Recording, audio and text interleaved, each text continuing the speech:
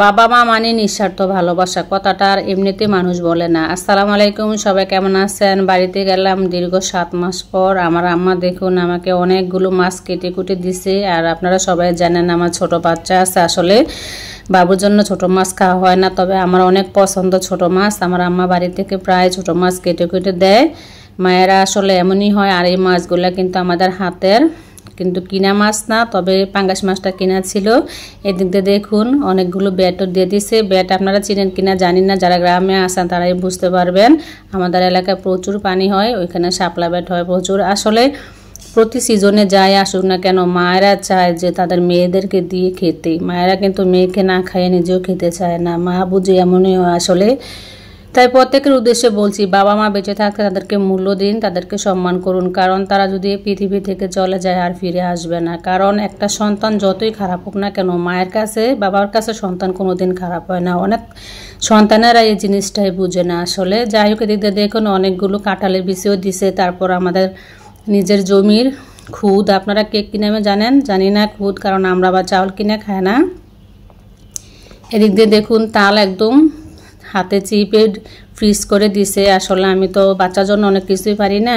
নারিকেলও দিয়ে দিয়েছে, তারপর আমাদের জমির পোলাস চালও দিয়ে দিয়েছে বাবুর জন্য। এদিক দিয়ে দেখুন আতপ চাল দিছে, একদম 1 টিন হয়েছে। আসলে সকাল সকাল অনেক ভোরে চলে আসছি, কারণ মেন রোডে তো আর সিএনজি চলে না, সিএনজি ছাড়া এত কিছু নিয়েও আসাও যায় না। ভোর আপনার 4টা বাজে রওনা হয়েছি, 6:30টায় আইসা পৌঁছে গেছি আমি। এই সকাল সকাল এগুলো আসলে সামলাইতে অনেক সময় হয়। গ্রাম থেকে আসলে বুঝতে পারতেছেন, রুমে আসার পর অনেক কাজ, কারণ যারা গ্রামে যায় তারাই বুঝতে পারবেন এই জিনিসগুলো। আর আমি সবচেয়ে বেশি খুশি হয়েছি যে ছোটো মাছগুলো দেখে। আমার আবার ছোটো মাছগুলো অনেক পছন্দ। আসলে মায়েরা এমনই হয়, মায়েরা চায় তাদের মেয়েদের সব কিছু দিয়েই খেতে। জানি না কার কার বাবা মা এমন, তবে সব বাবা মায়েরই এমন হয়, কারণ একটা সন্তান বাবা মার কাছে কোনোদিন ফালাই না। তারা চায় নিজে যা খায় সব কিছু বাচ্চাদের দিয়ে খেতে। দেখুন আমার আম্মা শাপলাগুলো একদম কেটে কুটে দিছে, অনেক কিছুই দিছে। সব কিছুই আপনাদের মাঝে শেয়ার করলাম।